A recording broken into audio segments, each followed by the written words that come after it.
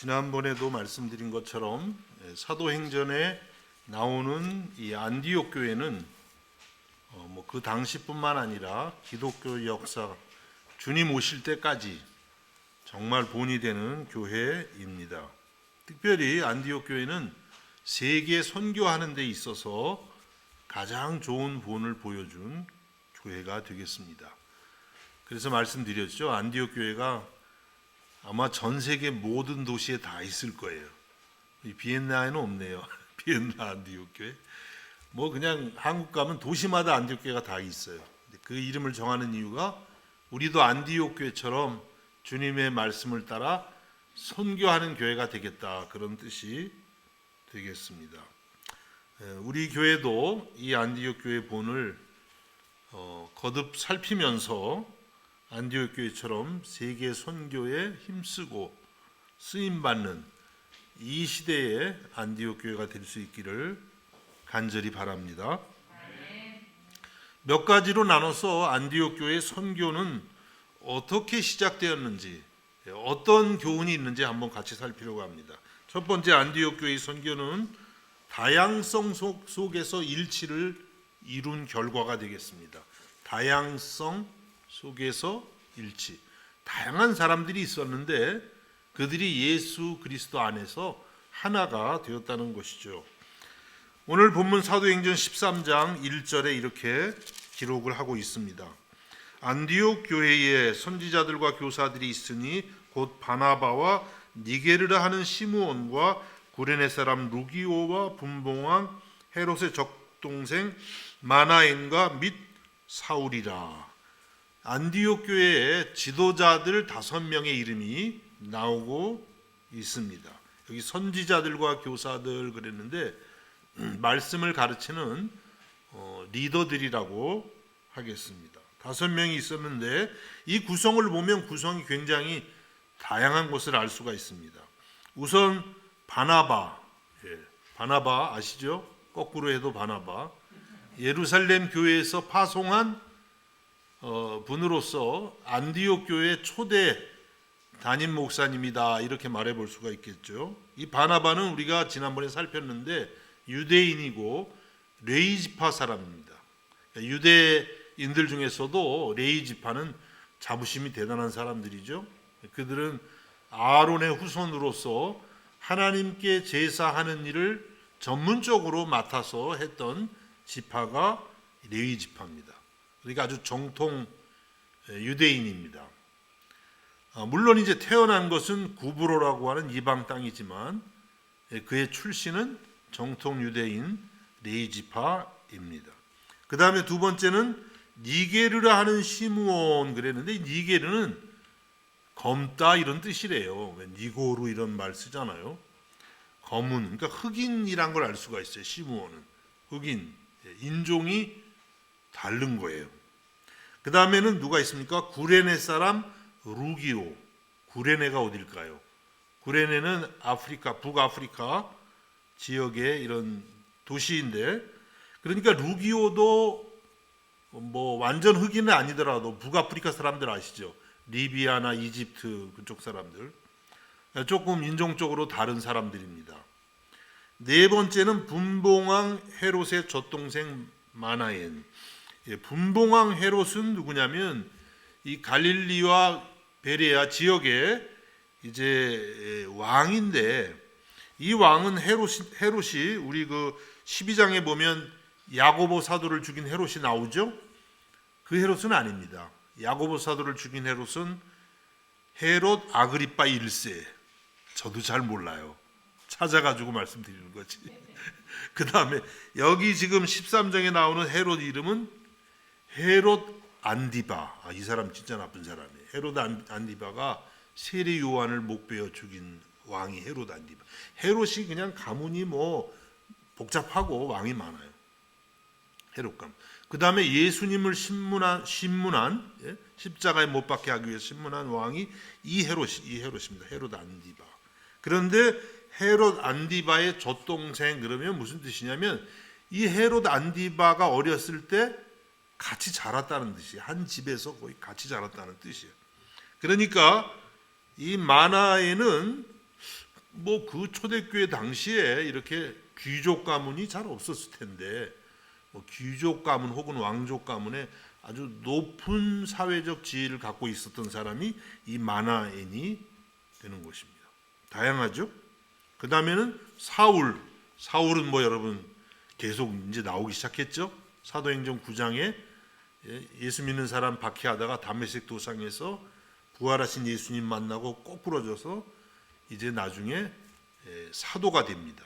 그래서 이제 사울이라고 불려졌는데 13장 9절에 가면 바울이라고 이제 부르기 시작해요. 이방인 선교를 하면서부터는 로마식으로 불러요. 그동안은 유대식 사울로 부르다가 어쨌든 사울 그 당시에 정말 학문이 뛰어난 사람이죠.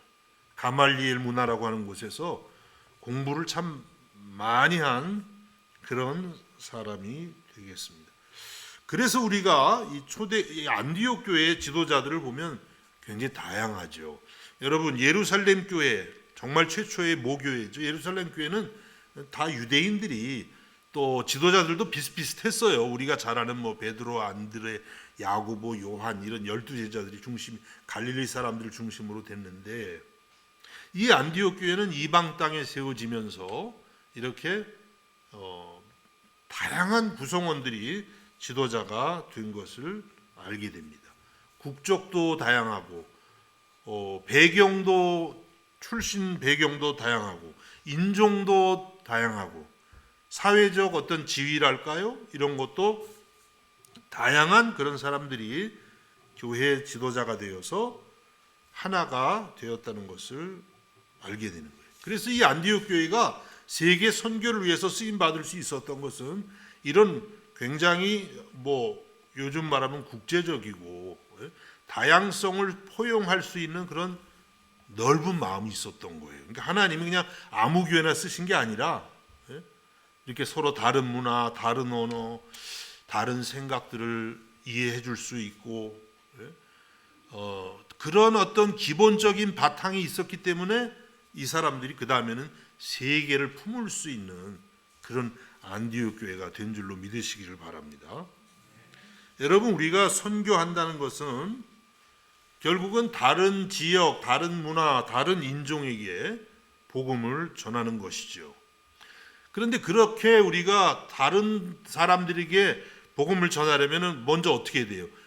우리가 속해 있는 공동체가 이런 다양성을 인정하고 수용하는 모습이 있어야만 한다는 거예요.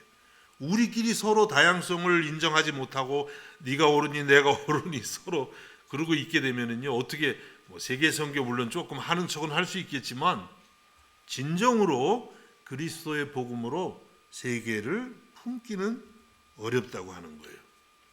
우리가 몇 달 전에 솔로몬 이야기를 드리면서 하나님이 솔로몬에게 넓은 마음과 지혜를 주셨다 이렇게 말씀을 보았습니다. 기억이 안 나시죠? 예. 나시면 대단한 거고 하나님이 솔로몬에게 넓은 마음을 주셔서 세계를 품을 수 있는 그런 그릇이 되게 하셨던 거예요. 그래서 여러분 우리들도 선교하는 일을 위해서 쓰임 받으려면 넓은 마음을 하나님이 주셔야 돼요. 또 사실은 우리 안에 예수님이 들어오셨기 때문에요. 우리는 예수님을 의지하면 마음이 넓어져요. 그래서 나와 다른 사람들, 다른 문화, 그래야만 또 타 종교를 갖고 있는 사람들에게까지도 사랑을 가지고 예수님을 전할 수가 있게 되는 것입니다. 여러분, 우리 모두가 먼저는 우리 교회 안에서 이렇게 다양한 사람들을 넓은 마음으로 수용하고 포용할 수 있는 그런 훈련이 될 수 있기를 주님의 이름으로 축복합니다. 여러분, 교회는요 정말 다양해요. 여러분 옆에 있는 사람들을 보세요. 얼마나 다양한지. 제가 봐도 뭐 우리 교회는 얼마나 참 독특하고 다양한지 정신이 없어요. 다양한 문화, 뭐 언어도 독일어, 영어 쓰는 사람들도 있고, 그렇죠? 또 다양한 출신, 뭐 한국에서 온 지역도 다 다르고, 뭐가 또 다른가요? 뭐 공부한 배경이라든지, 뭐 사회적인 어떤 지위라든지, 또 한국에서 다니던 교회도 다 달라요. 그래가지고 하나 되려니까 이거 뭐 쉬운 일이 아니죠. 쉬우면 이상한 거죠. 교회는 다양한 거예요. 예? 문제가 많은데요, 원래 교회가. 안 많으면 이상한 거죠. 이렇게 다양한 데서 왔는데.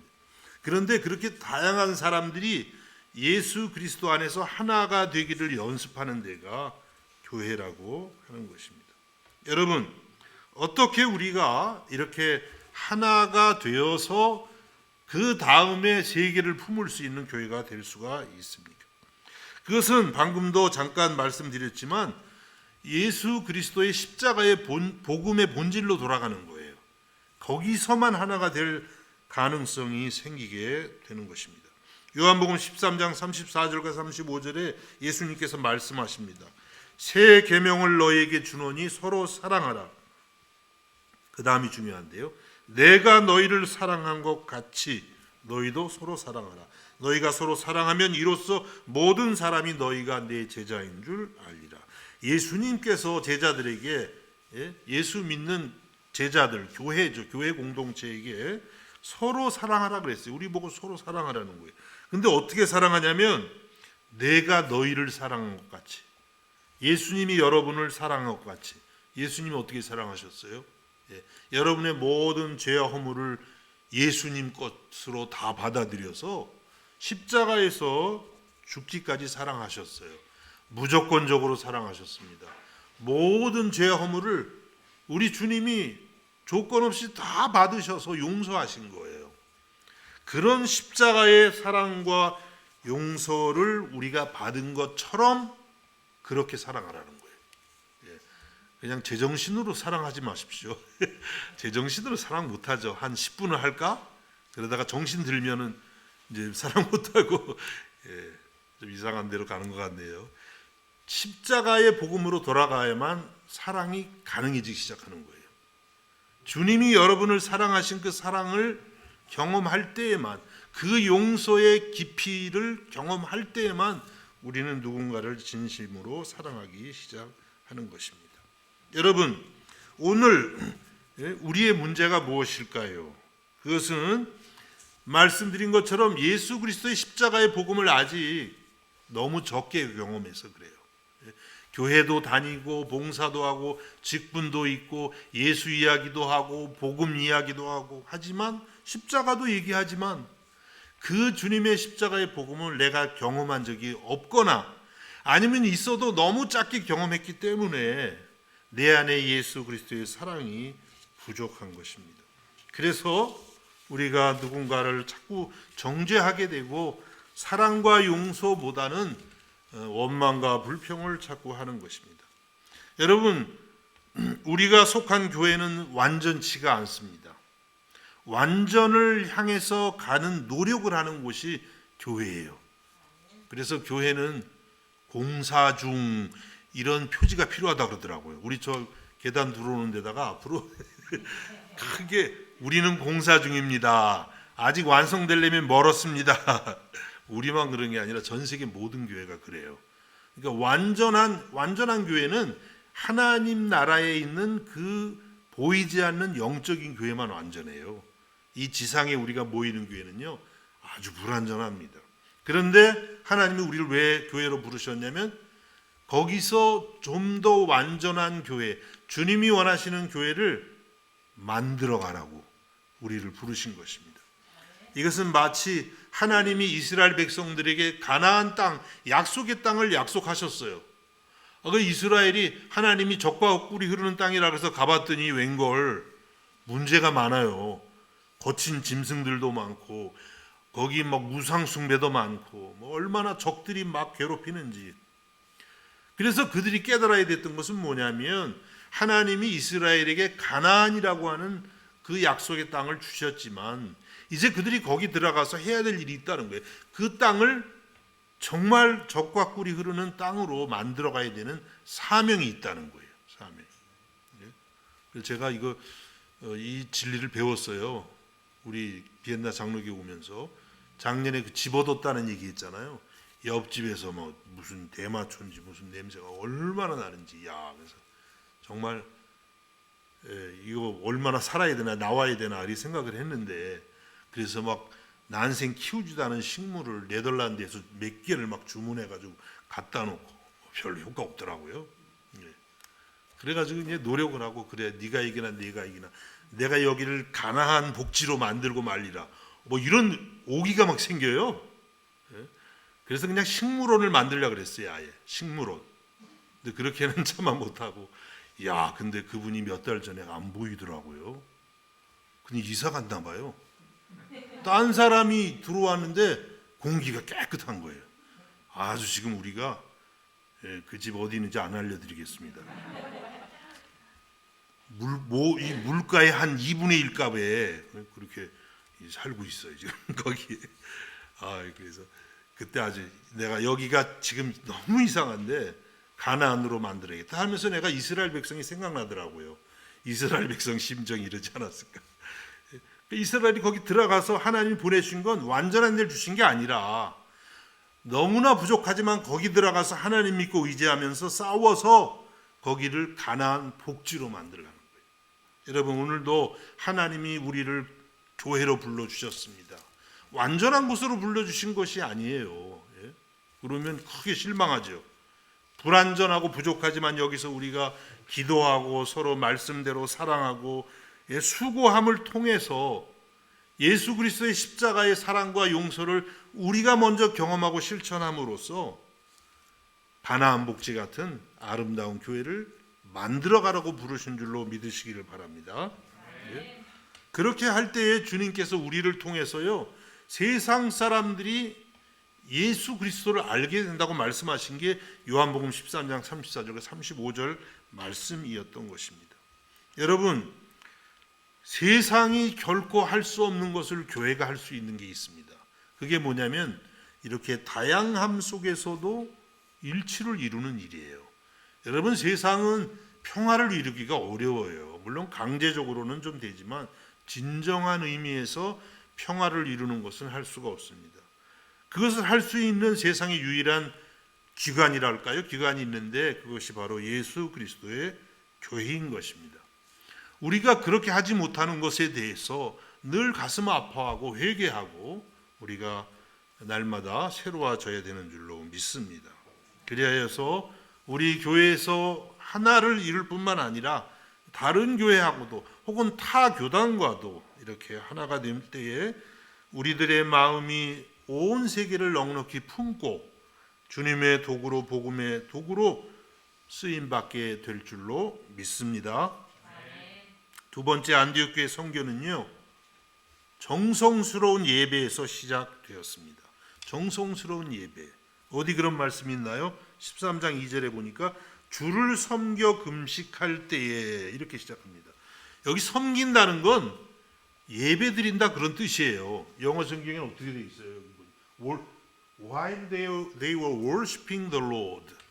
worship이 예배 드리는 중에 성령님이 임하시고 바나바와 사울을 선교를 위해서 세우라고 말씀하셨습니다.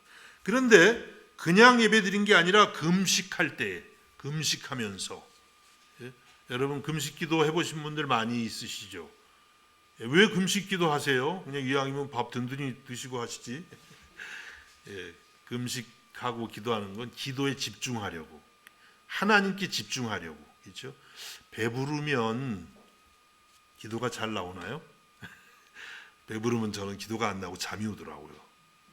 오늘도 아침을 좀 너무 많이 먹은 것 같아요. 이게 조금 속이 비어야 영이 딱 이렇게 좀 맑아지는데, 그냥 괜히 하는 얘기고, 왜 금식하면서 기도했냐면 그만큼 예배하는 일에 아주 집중했다는 거예요. 그들의 영혼이 하나님께 집중했다고 그렇게 말씀하고 있습니다. 이렇게 예배에 집중할 때에 성령님이 이르시되 성령이 임하신 거예요. 그리고 주님의 음성이 들리게 되었던 것입니다. 그래서 안디옥 교회 선교는 그냥 무조건 선교합시다 그러고 간 건 아니에요. 저는 좀 그런 스타일이거든요, 사실. 잘스부르 교회에서 선교할 때요, 기도도 안 해요, 그냥. 선교 간다 언제 그러면 가면서 버스 타가지고 자 우리 좀 기도하고 가야겠지. 그렇게 이제 기도하면서 가서 이게 참 본의 안 되는 얘기죠. 미리 많이 준비하고 그랬어야 되는데 여기 오늘 안디옥 교회는 보니까 선교하기 전에 먼저 기도를 먼저 한 거예요. 무엇이 먼저인지 알 수 있겠죠. 선교가 먼저인가 예배가 먼저인가? 예배가 먼저라는 거예요. 예배를 해서 성령이 임하면 그 다음에 이제 동작으로 반응하게 되는 것이죠. 여러분은 행동파세요? 무슨 파예요? 하나는 양파세요? 행동파가 있고 침묵파가 있는데 여기 이렇게 보면 행동파가 아니에요. 사실 하나님 앞에 먼저 기다리는 거예요. 가만히 은혜 올 때까지. 그리고 나니까 그 은혜를 가지고 움직이는 거죠. 그래서 저같이 좀 행동파에 제가 의외로 굉장히 행동파입니다. 그런데 이런 사람들은 성령의 은혜를 받는 게 쉽지가 않아요. 사실은 가만히 하나님 앞에 오랫동안 앉아서 답답할 만큼 그리고 은혜를 받은 다음에 그 다음부터 움직여야 되는 거예요. 이것이 바로 안디옥 교회가 선교할 수 있었던 이유가 되는 것입니다. 여러분, 우리들이 교회적으로 선교하는 일, 또 우리 각자가 세상 속에서 크리스찬으로서 크리스찬답게 살아가는 것, 이 모든 것이 위에서 오는 능력이 먼저 있어야 되는 거예요. 그게 결여가 돼 있으면 외적으로 나타나는 것도 불가능한 것입니다. 예수님께서는 이런 진리를 우리에게 가르쳐 주셨습니다. 누가복음 24장 48절과 49절에 보니까 예수님이 제자들에게 말씀하십니다. 너희는 이 모든 일의 증인이라. 볼지어다 내가 내 아버지께서 약속하신 것을 너희에게 보내리니 너희는 위로부터 능력으로 입혀질 때까지 이 성에 머물라 하시니라. 예수님이 승천하시기 직전에 예수님 제자들에게 이제 너희는 예수 그리스도의 나의 증인이 되어다오 이렇게 말씀을 하시는데, 그러나 증인 되기 전에 뭐부터 하라 그랬어요? 머무는 거. 하나님의 위로부터 오는 능력으로 입혀질 때까지 이 성에 머물라. 여러분 좀 머무르셔야 돼요.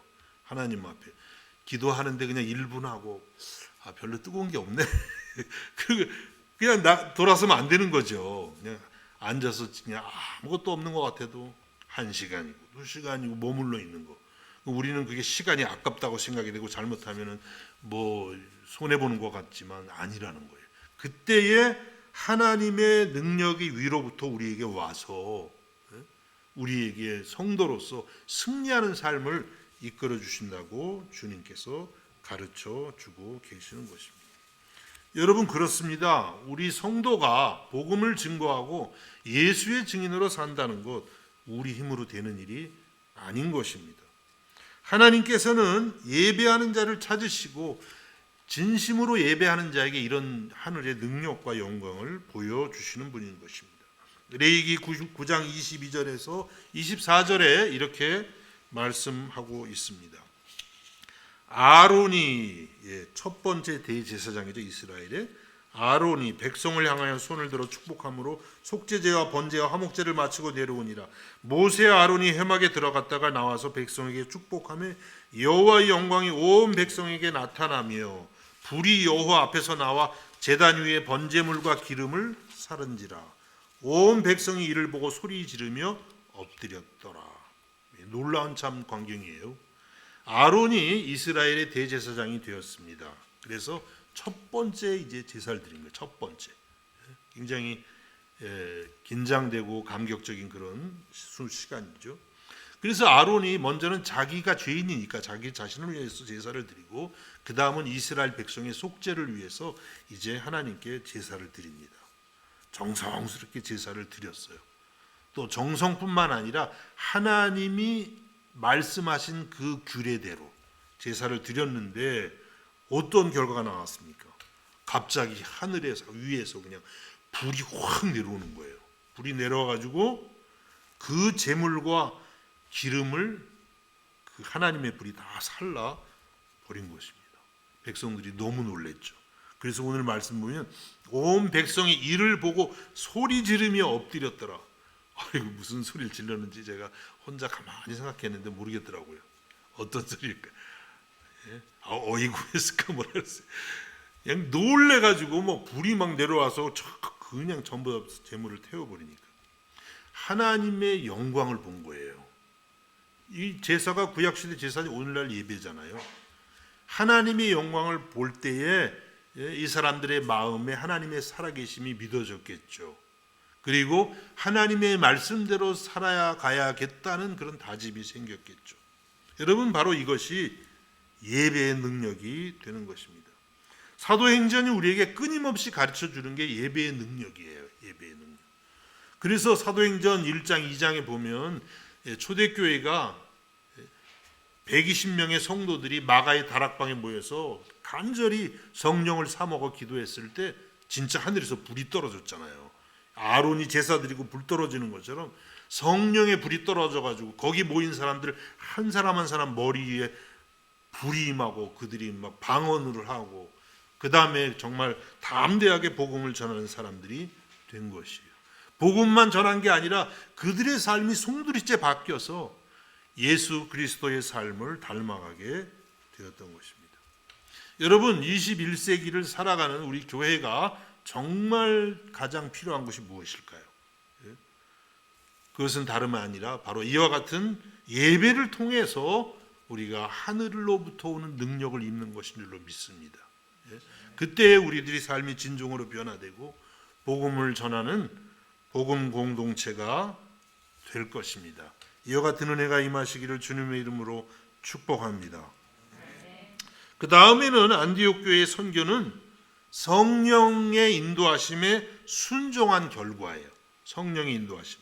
여러분, 하나님 삼위일체 하나님 아시죠? 하나님 아버지, 아들 예수 그리스도, 성령 하나님. 이 세 분이 동시에 한 하나님이세요.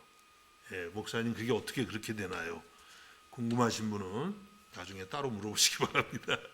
그러나 인간의 말로는 답을 정확하게 드릴 수가 없어요. 한 80%는 이해시킬 수 있어도 100%는 이해시켜 드릴 수가 없어요. 삼위일체 하나님은 그냥 하나님의 신비예요.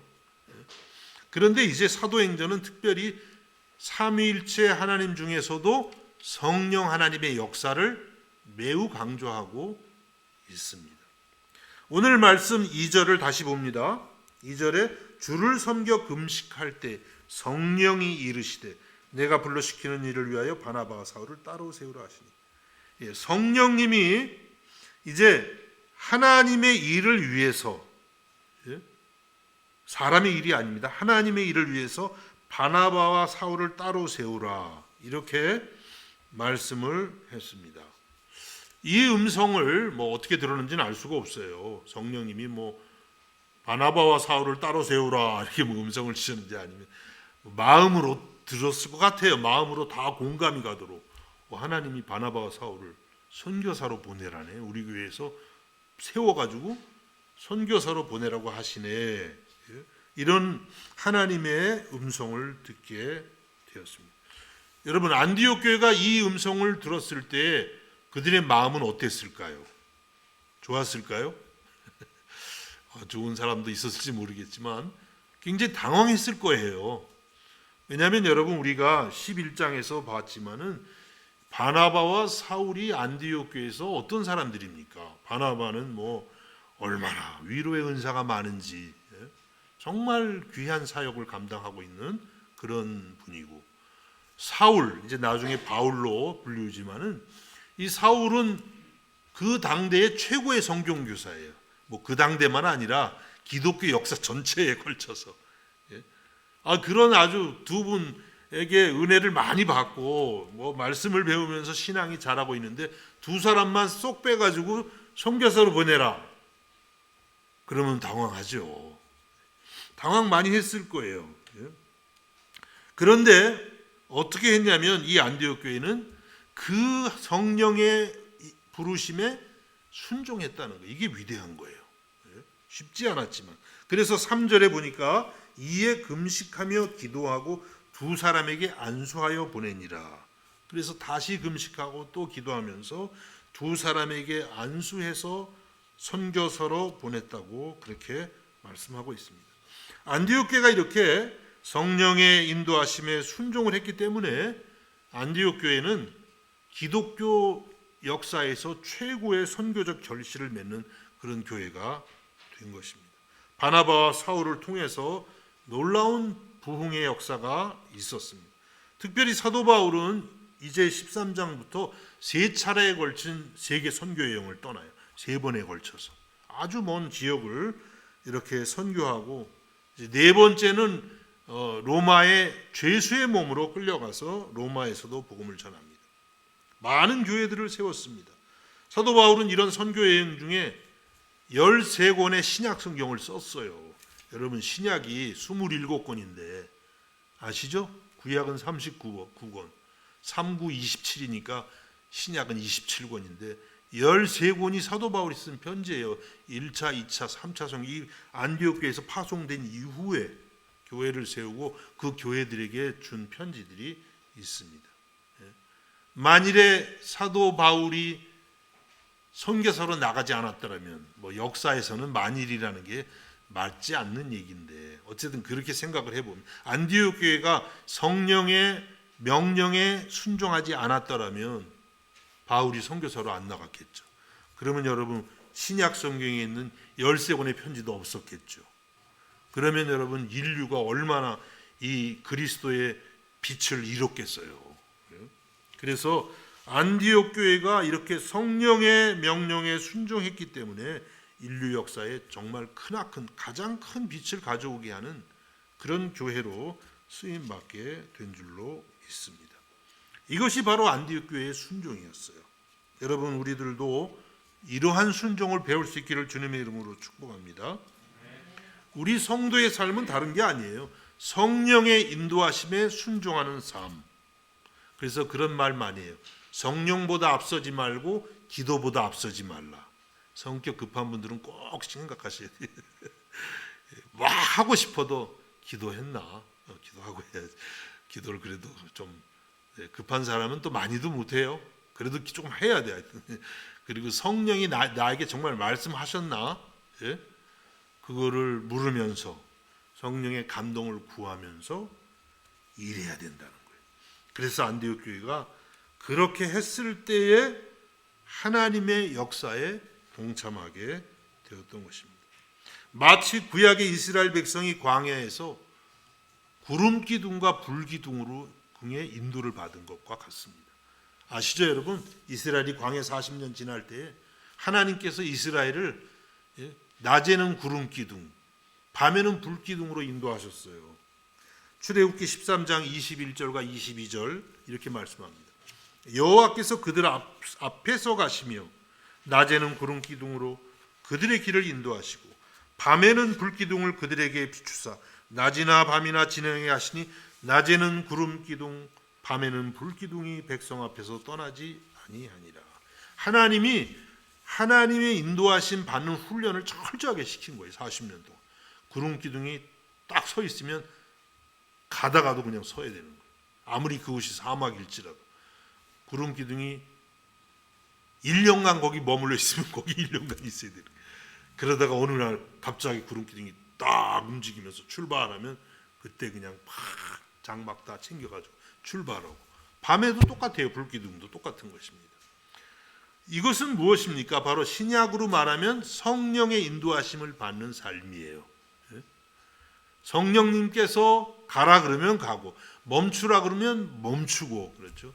우리의 말과 생각과 행동과 계획과 모든 것이 성령의 인도를 따라가야 하나님께 쓰임 받는다고 우리에게 가르쳐 주고 있는 것입니다. 순종할 때에 거기에 하나님의 역사가 나타나는 것입니다. 사도행전 13장 4절과 5절에도 이렇게 말씀합니다. 두 사람이 성령의 보내심을 받아 실루기아에 내려가 거기서 배 타고 구브로에 가서 살라미에 이르러 하나님의 말씀을 유대인의 여러 회당에서 전할세 요한을 수행원으로 두었더라. 이제 안수를 받고 그들이 이제 선교사로 떠나게 되는데, 어떻게 떠났냐면 두 사람이 성령의 보내심을 받아, 사람의 보내심이 아니에요. 그렇죠? 물론 안디옥 교회가 보냈지만 더 근본적으로는 성령 하나님, 성령의 보내심을 받아 갔다는 거예요. 그래서 이분들이 선교를 이제 막 떠나는데 처음으로 간 데가 어디냐면 구부러진 섬이 아니라 그랬죠. 이름이 구부로예요. 그런데 이 구브로는 이 두 선교사 중에 한 사람인 바나바의 고향 땅입니다. 잘못 생각하면 고향이라 고향 먼저 생각하고 갔나? 예, 저도 그렇게 좀 생각을 했었는데 그렇지가 않더라고요. 성령의 보내심을 받아, 이게 앞에 있잖아요. 그래서 구브로를 물론 잘 알죠. 바나바 같은 경우는 자기가 태어나서 자란다니까. 그러나 그게 원인은 아니에요. 성령의 보내심을 받아서 간 것입니다. 그러니까 선교지를 정할 때도 어디를 우리가 도울까, 누구를 선교할까, 그때도 성령의 보내심을 받아야 돼. 인도하심을. 그러니까 기도가 많이 필요한 게, 선교가 하는 게 중요한 게 아니에요. 어떤 면에서는 인도를 받아야 되는 거예요. 그래서 자연스럽게 하나님이 인도하심에 따라서 순종하고 나아가는 것이죠. 이렇게 안디옥 교회는 성령의 인도하심에 순종하는 교회였습니다. 거기서 선교의 역사가 일어난 거예요. 여러분, 우리 모두가 이렇게 성령보다 앞서지 않고 기도보다 앞서지 않고 항상 기도하는 가운데에 성령의 인도하심을 받는 그러한 복음 증거자가 될 수 있기를 주님의 이름으로 축복합니다. 끝난 줄 아셨죠? 마지막 하나가 짧게 남아 있습니다. 안디옥 교회 선교는 교회 구성원 모두가 함께한 열매예요. 오늘 여기에 다시 이제 3절을 읽는데요. 이에 금식하며 기도하고 두 사람에게 안수하여 보냈다 그랬어요. 안수가 뭔지 아시죠? 우리 교회도 안수 집사님 계시잖아요. 머리에 손을 얹는 거죠. 안수한다. 여기는 여러 뜻이 있어요. 성경을 보면. 그런데 이 안수했다, 여기서 중요한 것은 뭐냐면, 이 안디옥 교회가 사도 바울과 이제 나중에 바울이 되죠. 사도 바울과 바나바를 선교사로 교회를 대신해서 세운다는 뜻도 있고, 또 하나는 우리가 함께 당신들의 사역에 동참한다는 뜻도 있는 거예요. 그러니까 두 사람 안수해서 이제 선교사 됐으니까 당신들 알아서 해요, 이게 아니라 늘 위해서 기도합니다. 그런 마음이에요. 그리고 어떤 도움이 필요하면 우리가 최선을 다해서 함께 선교하겠습니다. 그런 뜻이 되는 것입니다. 그래서 이 안디옥 교회는요, 이렇게 구성원 모두가 이 두 사람을 보내고, 그 다음에 또 요한도 가죠. 이 요한은 마가를 말합니다. 마가 요한. 중간에 가다가 힘들다고 돌아오긴 했는데 어쨌든 이 마가 요한, 그렇게 해서 함께 하겠다고 고백을 했던 것입니다. 그래서 사울과 바나바가 이제 1차 선교여행을 떠났는데 그게 한 2년 걸려요. 긴 기간이에요. 그 당시는 뭐 호텔이나 무슨 이런 것도 없고 그냥 장막 치고 자고, 뭐 아주 열악했겠죠.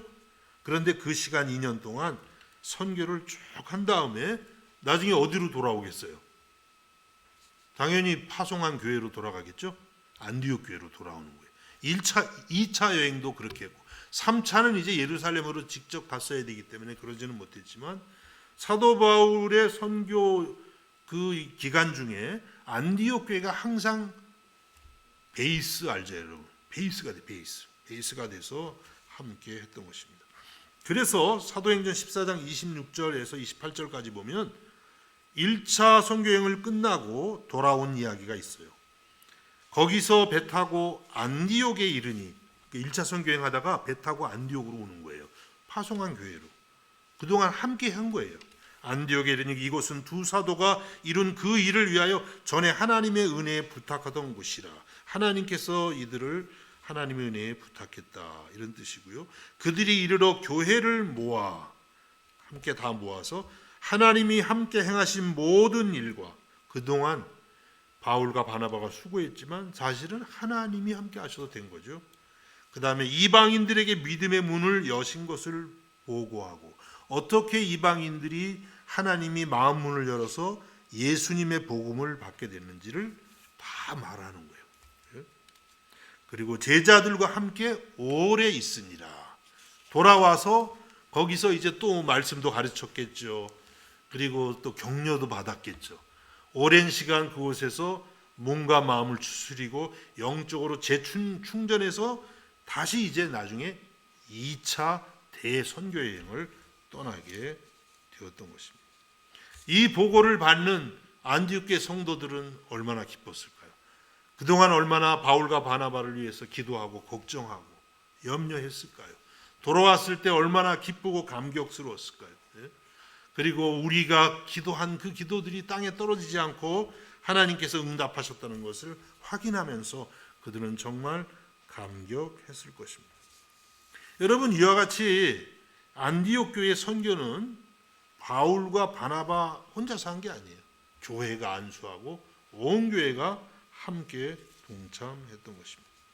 여러분, 이와 같이 선교라는 것은 선교사 혼자 하는 게 아닙니다.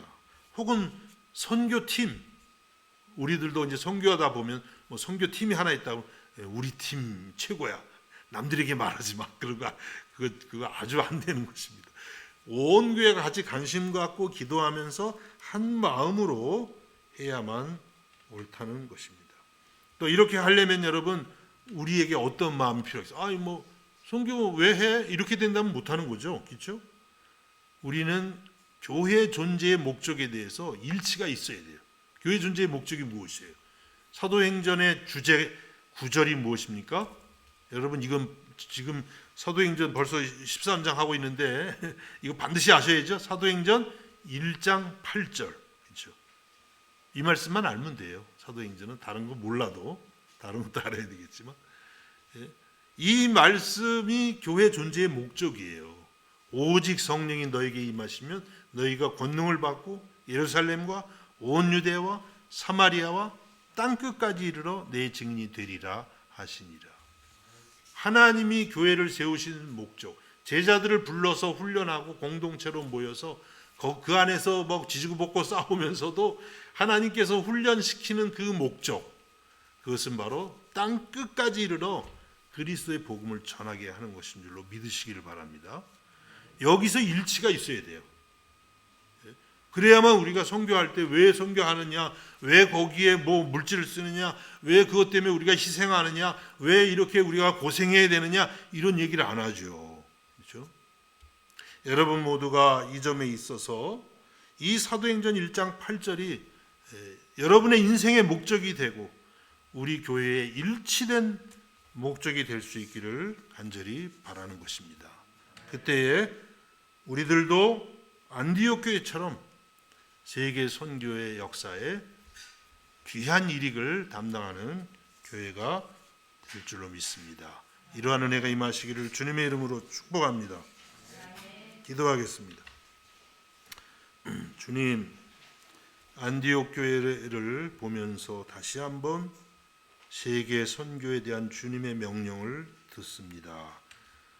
우리 개인도, 우리 교회가 사도행전 1장 8절을 순종하는데 한 마음이 되게 하여 주시옵소서. 다양성 가운데서도 주의 복음으로 일치를 이루게 해주시고, 우리가 선교하기 전에 먼저 하나님을 진실된 마음으로 예배하게 하옵시며, 성령이 하시는 말씀에 늘 순종하고 사도행전 1장 8절을 우리의 인생의 모토로 삼아 날마다 순종하기를 힘쓰게 하옵소서. 예수님의 이름으로 기도하옵나이다. 아멘.